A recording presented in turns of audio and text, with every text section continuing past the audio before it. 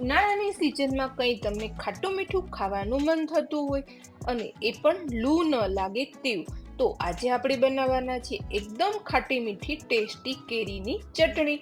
અહીંયા મેં એક નંગ કેરી લીધેલી છે, તેની આ રીતે આપણે લાંબી લાંબી પહેલા સ્લાઈસ કરી દેવાની છે. આ કેરીની આપણે છાલ ઉતારવાના નથી, એના મીડિયમ સાઈઝના આપણે પીસ કરી દેવાના છે. છાલ ઉતારી દઈશું તો તેનો ટેસ્ટ સારો નથી આવતો. છાલવાળી કેરીની ચટણીનો ટેસ્ટ ખૂબ જ સારો આવે છે. આ રીતે આખી કેરીને આપણે સરસથી નાના નાના પીસ કરી દેવાના છે.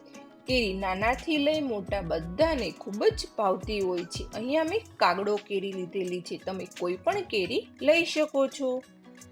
આ રીતે બધી જ કેરીને આપણે પીસ કરી દીધેલા છે. ત્યારબાદ આપણે તીખું લીલું મરચું લઈશું, તેના પણ નાના નાના બારીક પીસ કરી દેવાના છે અને 4 થી 5 લસણની કળી પણ ફોલી દેવાની છે.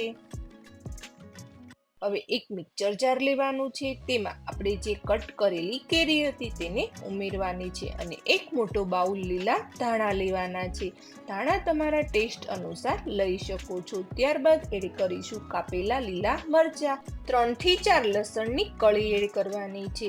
1 ટેબલસ્પૂન ધાણા જીરું પાવડર, સ્વાદ અનુસાર સોલ્ટ અને આપણી ચટણીનો કલર એકદમ સરસ ગ્રીન જળવાઈ રહે તેના માટે 3 થી 4 આઈસ ટ્યુબ એડ કરવાની છે અને 1 ટેબલસ્પૂન ખાંડ એડ કરવાની છે.